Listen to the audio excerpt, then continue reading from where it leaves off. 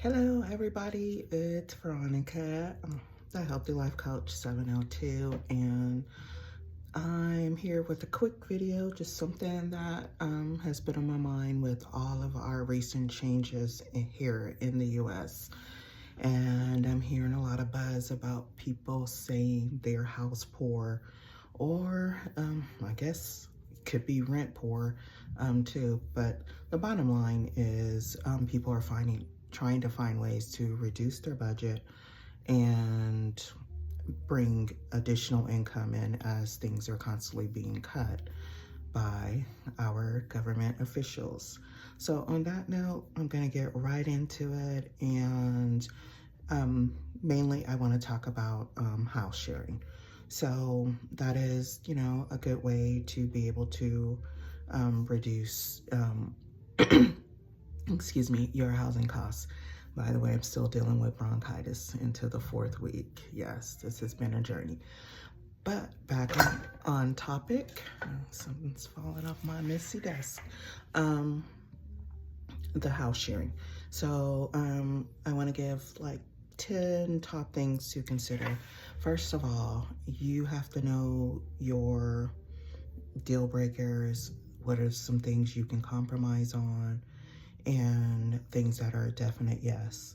Say, for example, you're a person that you're a stickler for things being really clean, or possibly a germ phobe like myself.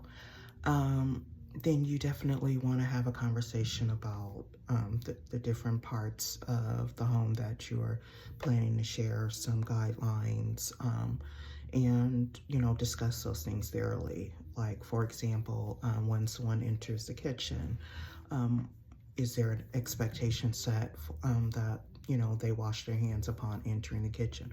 You may think that's a simple thing, no brainer.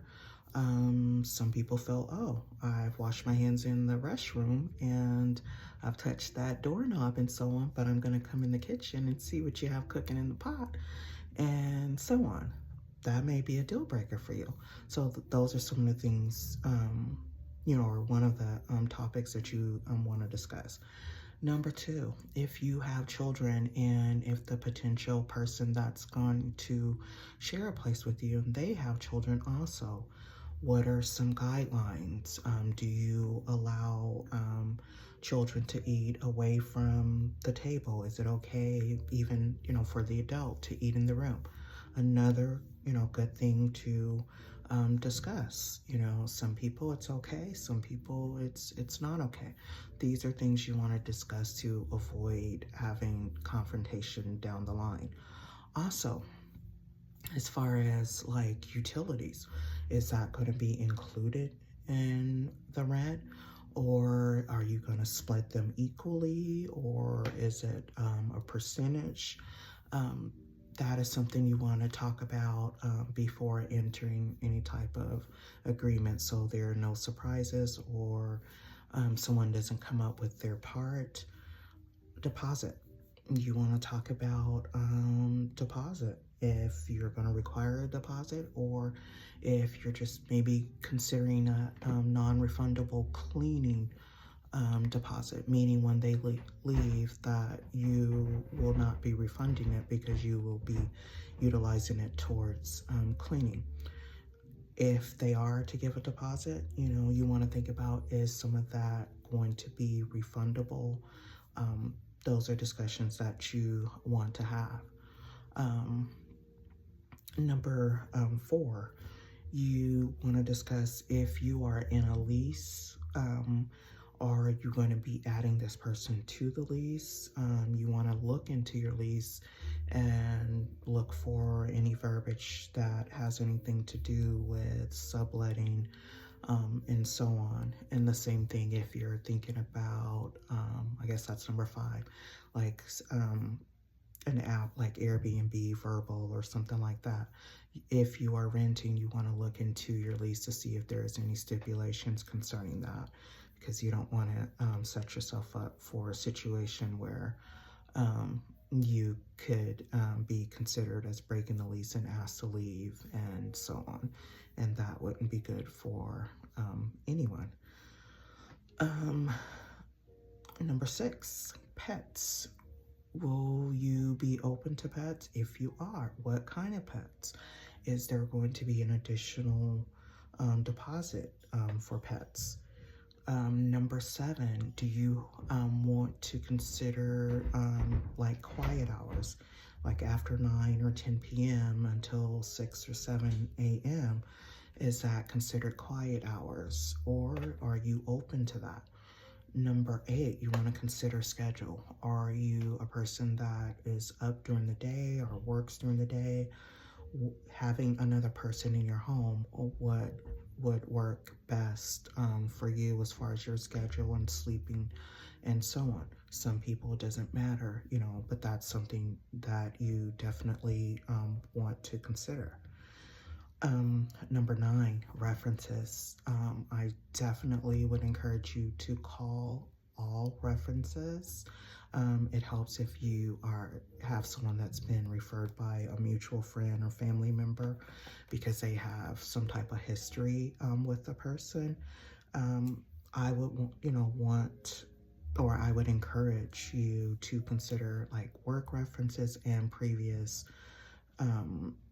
places that they've rented or lived before, so you can have a general idea of the type of person that you are going to share your place with. And number 10, most important, I think, is finances.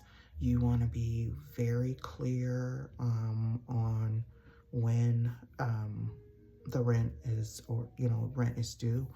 I would suggest maybe having the person pay maybe 3 days prior, 3 to 5 days prior to when your rent or your mortgage is due.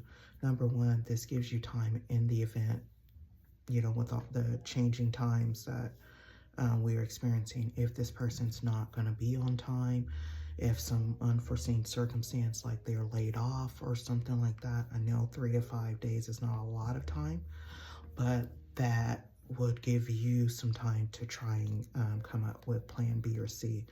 With that in mind, I would try to have plan B and C in mind anyway.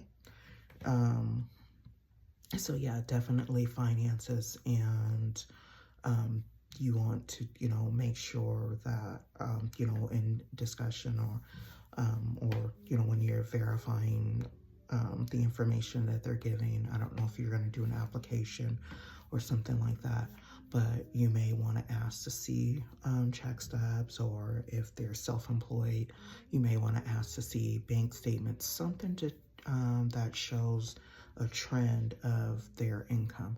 And I would, maybe considering asking for anywhere from 30 to 90 days, so you can have, I guess, a general sense of what their, balance or what their income, because some people, if they are self-employed, their income may fluctuate.